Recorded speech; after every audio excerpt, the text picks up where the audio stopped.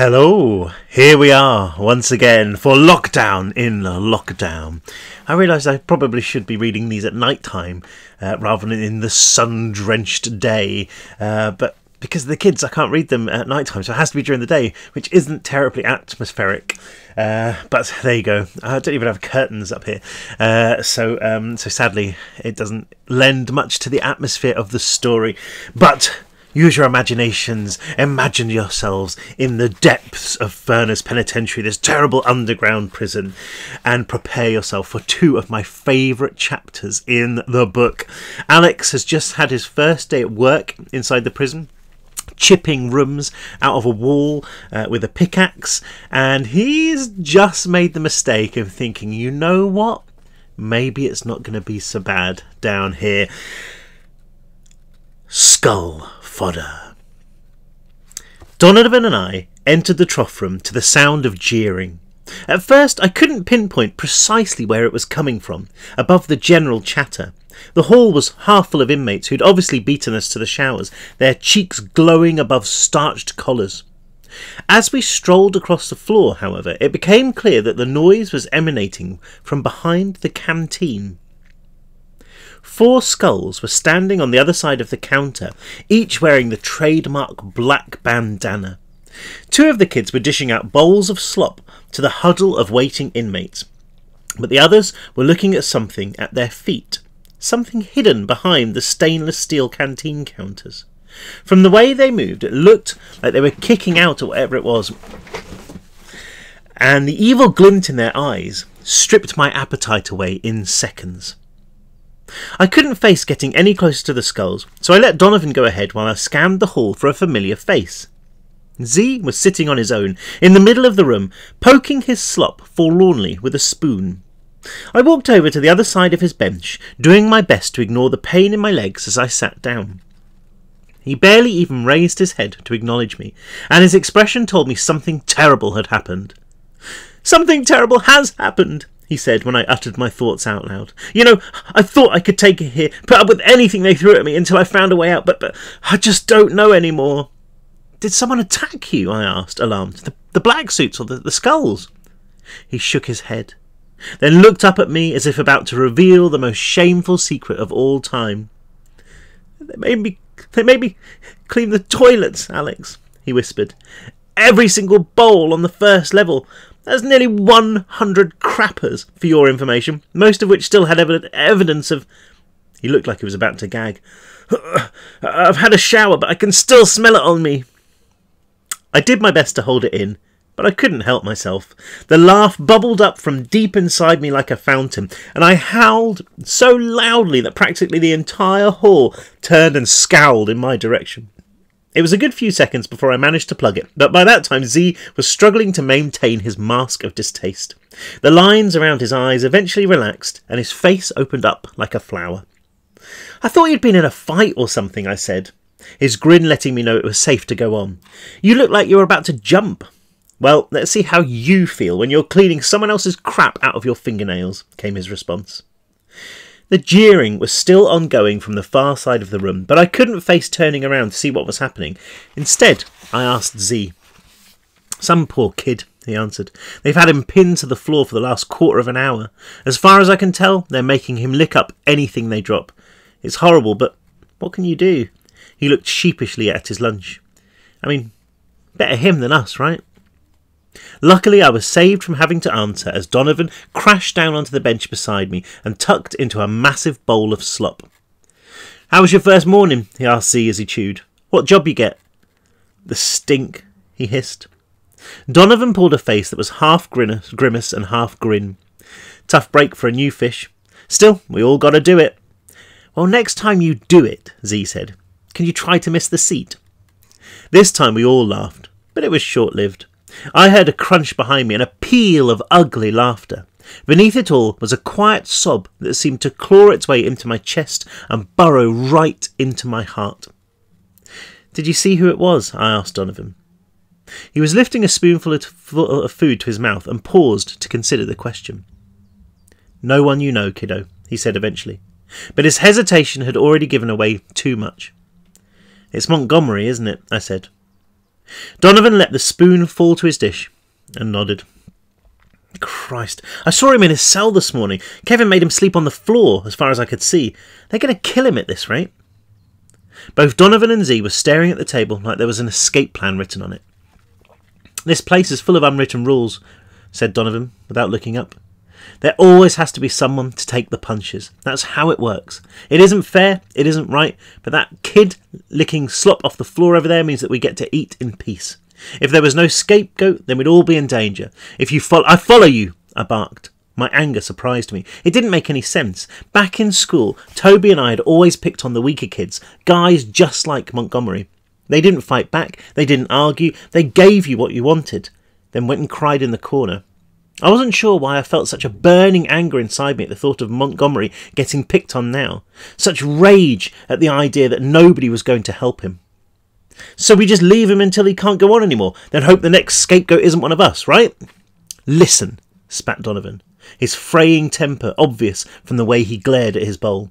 You've been here one day and you think you can change things? I've been here 5 years and I know how the system works. You try to be a hero, then you'll get a shank in the back. You try to help that kid, then tomorrow it's going to be you both licking crap off the floor. Let me know if you're going to do something stupid, kid, because I'll ditch you like this. He snapped his fingers. The thin, wet cry from the canteen had coated Donovan's every word, leaving me with a gut-wrenching mixture of frustration and fury and fear. I couldn't work out which emotion was which. They all sat like unwanted guests in the pit of my stomach. I looked at Z, but he still wouldn't meet my eyes. I called his name gently, and he raised his head like it was made of stone. I want to help him, but he trailed off. If this was at school, I'd do what I could, but we're a long way from the playground.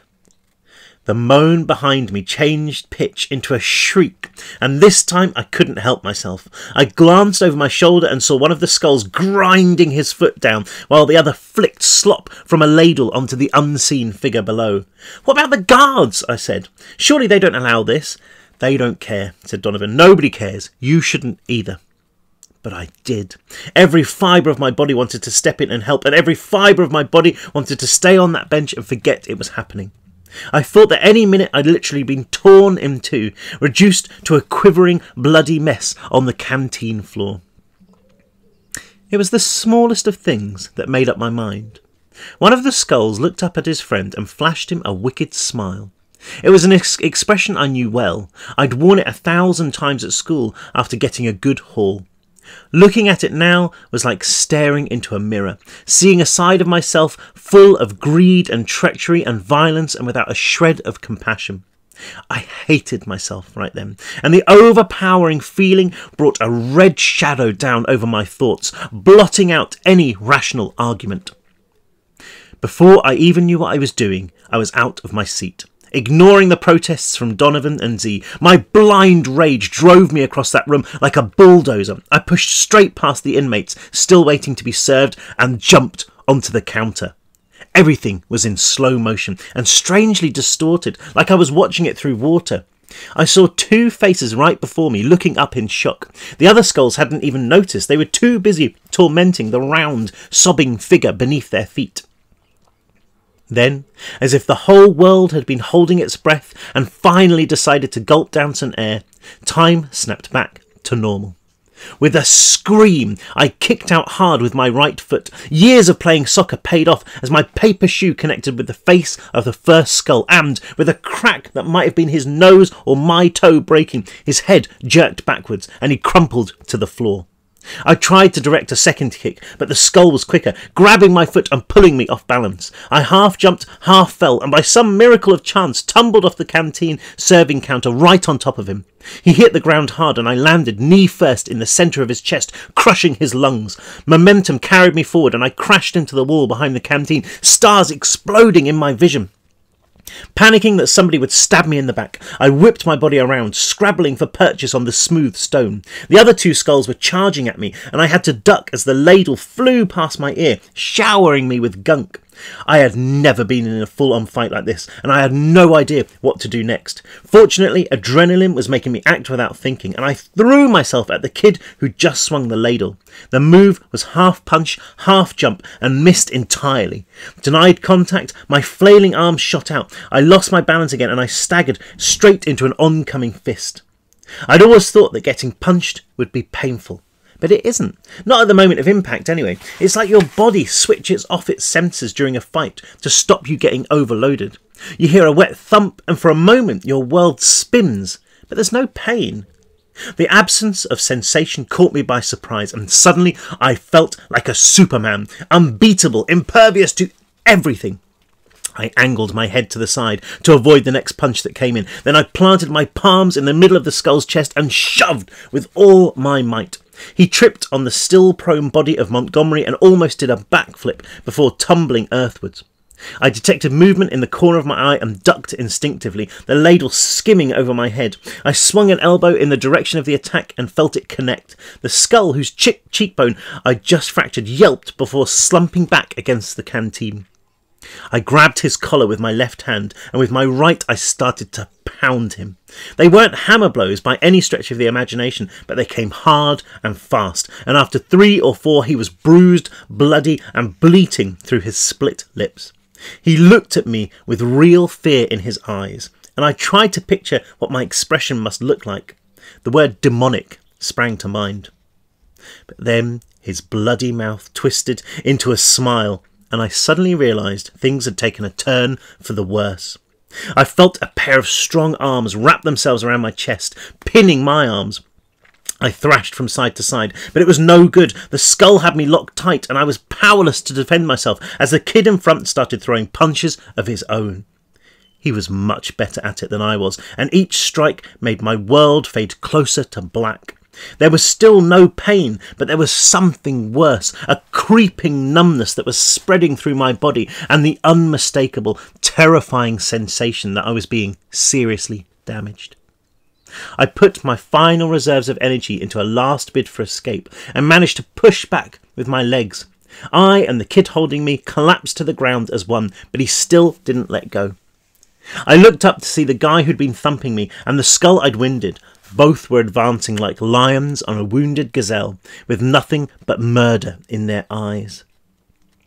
All this had taken place in less than a minute, but the trough room was almost deserted. From the angle I was lying in, I could see past the canteen, and I watched as the last few people hurried from the hall. Only one figure remained, and for a second hope flared as I pictured Donovan coming to help. But he simply shook his head at me, turned, and walked towards the yard. Even Montgomery had struggled to his feet and was trotting off without so much as a backwards glance. The bloodlust inside me suddenly subsided, leaving me utterly alone. The adrenaline had escaped my veins, and it felt like it had left lead weights in its place. Even without the guy beneath me and his bear hug, I struggled. I still didn't think I would have had the energy to move a muscle. My fearless expression had deserted me too, and I could do nothing but stare at the predators before me with wide eyes and a trembling jaw. The 2 skulls knelt down beside me, and, to my horror, one of them slid something from his belt. It was a wooden spoon, but the handle had been filed down to a deadly point. He waved it in front of my face. "Gonna pay for that, new fish," he said, his breathing still laboured from where I'd landed on his chest. "Gonna be the shortest stay in furnace of all time." "Quick," said his friend, wiping the blood from his lip. "Siren gonna go off any time, lockdown." "This creep doesn't deserve a quick death," the first skull hissed, raising his weapon above my stomach. "Gonna bleed you." I closed my eyes and prayed that this wouldn't hurt too much. At that moment, I didn't even care about dying. I just didn't want to feel any pain. I tried to relax my muscles and picture myself somewhere else, on the beach with my family, basking on the hot sand and cocooned by the sound and the smell of the ocean. But the illusion was shattered by a roar. I thought at first that it was the skull screaming as he plunged the shank into my guts, but when my stomach remained intact, I opened my eyes to see a blurred shape flying past and my attacker reeling backwards. The shape stopped, and swiveled, bringing something hard down onto the head of the other skull. The tray made a satisfying crack as it hit, and behind it I saw Z's face. "I'm not doing this," he said as he kicked the kid beneath me in the ribs. The figure writhed and his arms loosened, letting me wriggle my way free. "I'm not doing this, I'm not doing this, I'm not doing this." Past the roar of blood in my ears, I heard the sound of a siren, and I knew that lockdown was imminent. "Run!" Z shouted, throwing the tray to the floor with a crash and grabbing my sleeve. We careened across the trough room, leaping onto the tables to avoid the scattered benches and the remains of lunch. I tried to remember what Donovan had said about lockdown, about how long the siren sounded before the cells were sealed. Was it a minute? 30 seconds? We emerged into the yard to find it free of people, but full of noise. From the hundreds of cells that lined the hall came shouts and cheers and whoops and whistles, all directed at us as we ran for the stairs. But we weren't going to make it. Halfway across the yard, I heard the rattle of the cells shutting tight, followed by the hiss of pneumatics that signalled the vault door opening. I should never have stopped running, but I did. Fear and morbid curiosity forced me to a halt, made me watch in horror as the massive portal swung open and the dogs bounded out. Oh, that's a bit of tea.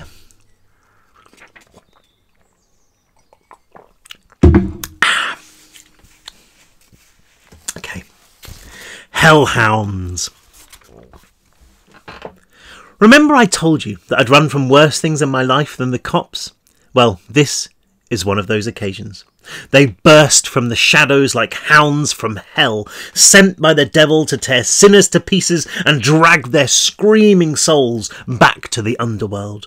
The sheer power of their twisted bodies was betrayed by their lack of skin, their exposed muscles and tendons flexing and glistening in the unforgiving light of furnace as they came to a halt in the middle of the yard. Worst of all were their eyes. Two emotionless silver pennies that shone from their wet faces, scanning the ground and eventually fixing on me. I stared back, lost in the twin moons of each creature, the glare and invisible fishing line that hooked itself into my eyes and stopped me from running. For a moment, nobody moved, but then one of the hounds raised its head and unleashed a howl, a sickening noise that sounded like the screams of a dying man. And they charged. "Come on!" I heard Z shout, grabbing my shoulder. I turned and bolted after him as he made for the nearest staircase, hearing the dogs scream again as they closed in for the kill, hearing the noise in the surrounding cells reach a crescendo as the inmates settled in for the show. We scaled the steps 3 at a time, fear and adrenaline turning us into Olympic champions. I was shouting curse after curse, a torrent of swear words that I hoped would block the staircase behind me. It didn't work. By the time we'd reached the top of the stairs, the dogs were advancing on the bottom.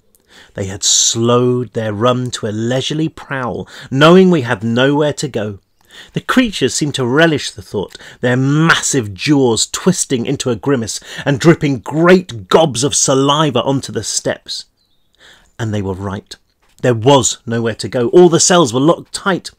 "Next floor," hissed Z, and we started climbing again, my legs burning and my head spinning from the effort. We reached the second level and turned to see both dogs following us up the stairs, sparks flying from their feet every time their claws connected with the metal. Z bounded up one more flight of steps and started running along the platform, ignoring the whoops and hollers from the other side of the bars. "Think!" he screamed at me. "Where are we going?" "Just head for the other stairwell," I replied, trying to make it sound like I had a plan. We bolted down the platform, the inmates inside watching half in horror and half in fascination as the dogs followed. One of the beasts was distracted by something inside a cell and threw itself at the bars, buckling them like they were made of plastic. My legs almost gave way there and then, as well as other parts of my body that I don't really want to mention, but I managed to keep going. Halfway along the platform, the dogs got bored of prowling and broke into a trot, their huge feet making the platform shake in its casings every time they made contact, their eyes narrowing as they fixed on their prey. We reached the stairs and clambered up them, trying to look at where we were going and what was behind us at the same time. As long as we kept a stairwell in between us and the creatures, I felt okay. Talk about tempting fate. Tiring of the chase, the first dog hurled itself from the platform, leaping through the air above the courtyard and landing with a crash on the other side of the banister from me. Up close, its face was even more horrific. I could see past a set of stained and crooked teeth right down its raw, red throat, a glistening abyss where I was about to meet my fate. Of all the ways I could have thought to die, this was the worst, chewed to pieces by a mutant dog. I staggered backwards, tripping on a step and landing on my ass. The monster dug its claws into the metal and pulled itself over the stairwell, never taking its silver eyes off me. I could smell its fetid breath as it panted, the stench of death and decay that would accompany me to my end. It lowered itself ungracefully to the platform, making the whole thing tremble, and raised its head for the kill. I took one look at Z, frozen at the top of the stairs, then resigned myself to the inevitable, praying for the second time that day that my death wouldn't be too painful. But from the yard below came the sound of sobbing. The dog whipped its head around and stared through the metal railings, and I did the same. One of the skulls from the trough room, the one who tried to kill me, was limping across the floor, begging at the top of his voice to be allowed back into his cell. The dog unleashed a deafening howl and leaped off the staircase. Despite being 3 floors up, it landed perfectly, speeding across the stone. I felt Z's hand on my shoulder and let him help me to my feet. He started running up the stairs again, but I couldn't pull myself away from the events below. The second dog had also leaped from the platform, and both were now closing in on their new victim. The skull was backing off, his face a mask of fear. He still held the sharpened wooden spoon in one hand, and he waved it in front of him. It looked like somebody trying to stop a train with a toothpick. "Come on, Alex," Z whispered. "They're going to be back up here any minute." The dogs crouched down on their haunches, looking for a second as if they were about to curl up and go to sleep. But then they both sprang forwards, jaws open impossibly wide. The place where the skull had been standing was suddenly a blur of colour, different shades of red battling it out with flashes of silver and shards of dirty white for supremacy in the sickening tableau.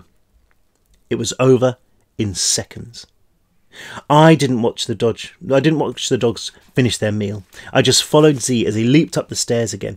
Beneath us, I heard a pair of blood-curdling howls gargled through wet throats. Then the sound of claws on metal as the dogs once again scaled the stairwell. "What's the point?" I hissed breathlessly as we reached the 4th level and kept on running. "They're going to catch us!" But Z didn't answer. I stopped for an instant to catch my breath and stole a glance through the stairs. One dog was below, bounding up the steps with frightening speed. The other was scaling the steps at the far end of the platforms. They were boxing us in. Fear lending us strength, we pushed ourselves up past the 5th level to the 6th, and were about to keep climbing when I saw a sight that I didn't quite believe. Midway down the row, my cell door was half open, wedged in place by a toilet seat of all things. Standing on the platform, waving frantically at us, was Donovan. I felt my entire body flood with relief, and we both charged towards him, but before we'd made it past more than a couple of cells, the dog appeared at the far end and began hurtling our way. Z kept running, but I slammed to a halt and grabbed his sleeve. "We'll never make it, it's going too fast," I said, pulling him back to the staircase we'd just left. "We need to go up." Z started to argue, but I held up my hand. "Trust me." We reached the staircase seconds before the first dog. It thrust its giant muzzle through the stairs from the platform below, twisting the metal and almost shearing off my foot. I leaped over it as it struggled to pull its wedged jaw free and looked back to see that the second dog was retreating to the far staircase.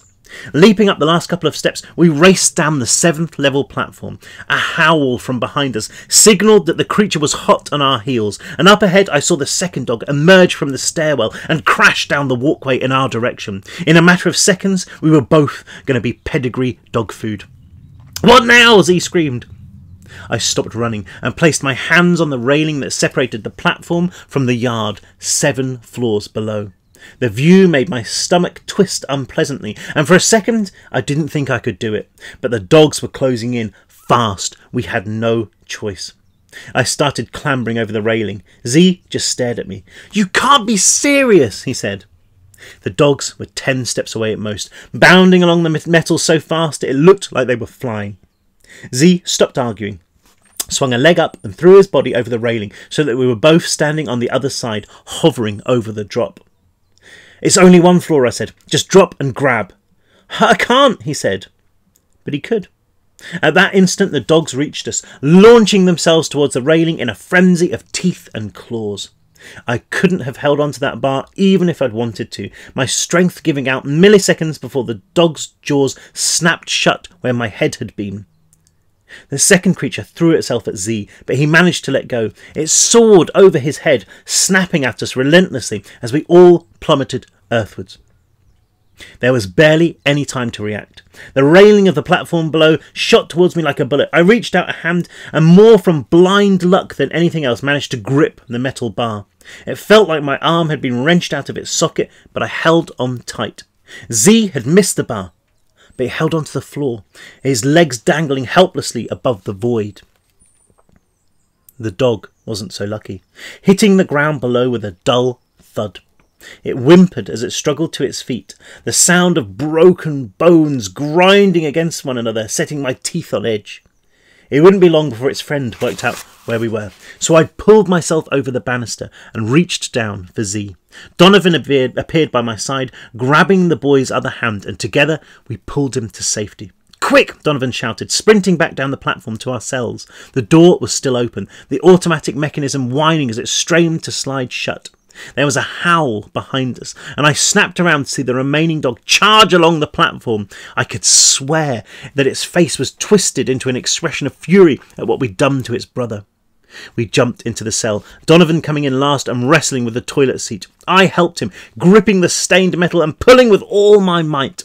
The dog was gaining. We were going to be trapped inside the cell with the creature at this rate. But when all seemed lost, the toilet seat popped free, sending Donovan and me flying backwards onto the bed.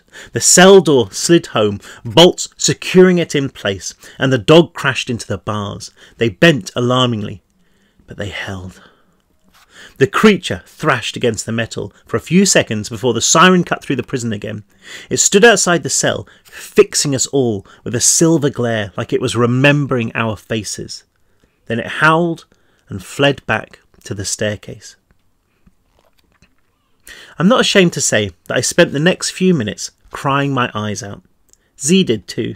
We sat huddled on the bottom bunk, sobbing helplessly, our exhausted bodies and fear-stricken minds unable to do anything else. As soon as the dogs had vanished back inside the vault door, the injured one barely able to drag itself over the threshold, Donovan started shouting at me, telling me how utterly stupid I'd been to start a fight I couldn't win.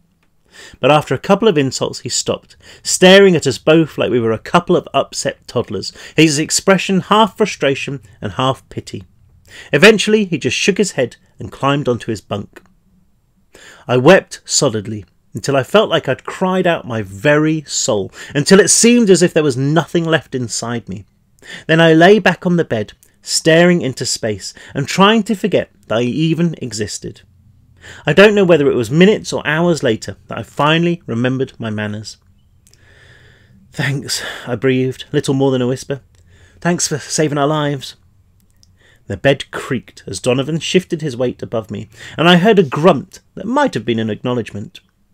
There was a gentle cough from my side, and I turned to see Z looking at me expectantly. "Oh yeah, thanks to you too," I said, recalling the events in the trough room, events that seemed like they belonged in another lifetime. "You saved my ass, Z." "You owe me one, big time," was his reply, but his mouth was bent up in what I thought was probably a smile. "Big time." "At least we made it," I said. "We survived." I was surprised to hear Donovan laughing, a chuckle that was entirely devoid of humour. "You made it, yeah, but for how long?" he asked. "Those dogs don't forget a face, especially when you leave one of them with broken legs. And as for the skulls..." He didn't need to finish. I knew that as soon as I got out of my cell, they would be coming after me. I mean, we'd just got one of their number killed. I was truly skull fodder now. Part of me started wishing that the dogs had eaten all of the gang members from the canteen, but the thought made me feel sick.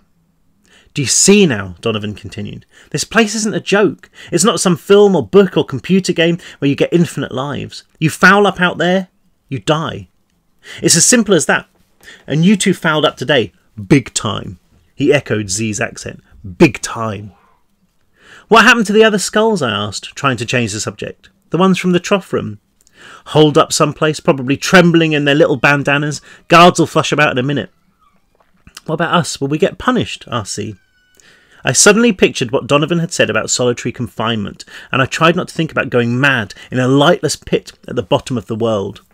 Maybe, maybe not, he replied. You never know what's going to happen in this place. Could end up in the hole, could just be left alone, could be taken tonight. All a mystery till it happens.